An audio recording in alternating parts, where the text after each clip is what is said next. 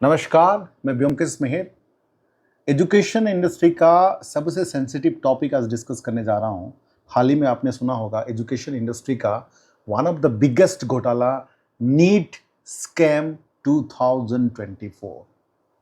ये जो नीट में जो स्कैम हुआ है उसका सबसे पहला 5 रीजन, मेन रीजन जो है मैं बताना चाहूंगा। सबसे पहले कि रीजन ऑफ कंट्रोवर्सी क्या है। सबसे पहला रीजन ऑफ कंट्रोवर्सी है कि नीट का एग्जाम होने से पहले क्वेश्चन पेपर लीक हो चुका था। अगर क्वेश्चन पेपर लीक हो चुका था और सारे टेलीग्राम चैनल पे अवेलेबल थे, बहुत सारे टेलीग्राम चैनल पे अवेलेबल थे, तो ये नीट का, ये एनटीए का, नेशनल टेस्टिंग एजेंसी जो नीट का एग्जाम कंडक्ट करवाता है, उसका रेस्पॉन्सिबिलिटी था कि एग्जाम को आइदर रीशेड्यूल कर सकते थे या फिर क्वेश्चन पेपर को चेंज कर सकते थे। लेकिन सबसे बड़ा गलती कि इतने सारे टेलीग्राम चैनल में सर्कुलेट होने के बावजूद भी वही डेट और वही क्वेश्चन में नीट का एग्जाम हुआ। ये सबसे बड़ा कंट्रोवर्सी है कि एग्जाम पेपर का लीक कैसे हो सकता है। दूसरा पॉइंट कि एग्जाम सेंटर का हाईजैक होना। खासकर हरियाणा में ऐसा सेंटर थे जहां पर बच्चे जो है एग्जाम सेंटर का हाईजैक हुआ था। वहां पर सेंटर जो है ऑल ओवर इंडिया के दूसरे स्टेट के बच्चे भी उसी सेंटर को आके एग्जामिनेशन देना। नॉर्मली हाँ, आम तौर पर अगर मैं दिल्ली में हूं तो दिल्ली के आसपास सेंटर ही दूंगा ना। मैं तो अभी जो है कन्याकुमारी या अभी जो है मैं तिरुवनंतपुरम का सेंटर नहीं दूंगा। तो एक ही सेंटर में दूर दूर के स्टेट के बच्चे आके एग्जामिनेशन देना इटसेल्फ इज ए कंट्रोवर्सी। और उस एग्जाम सेंटर के ओनर को 10 लाख से ज्यादा रुपया दिया गया था। ये प्रूफ मिलना और ये जो डिस्कशन चल रहा है ये भी। थर्ड रीजन ऑफ कंट्रोवर्सी है कि 67 स्टूडेंट को रैंक 1 मिला है और उनका टोटल परफेक्ट स्कोर हुआ है 720 का।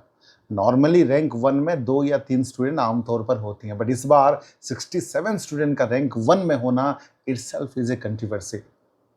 और एक चीज है कि रिजल्ट डिक्लेरेशन जो है नॉर्मली 14 जून को होने वाला था, बट इस बार जो है 4 जून एग्जैक्टली उसी दिन रिजल्ट डिक्लेयर हुआ था जिस दिन जो है लोकसभा का इलेक्शन का रिजल्ट डिक्लेयर हुआ, ताकि लोकसभा का शोर शराबा में ये जो स्कैम जो है पकड़ा ना जाए।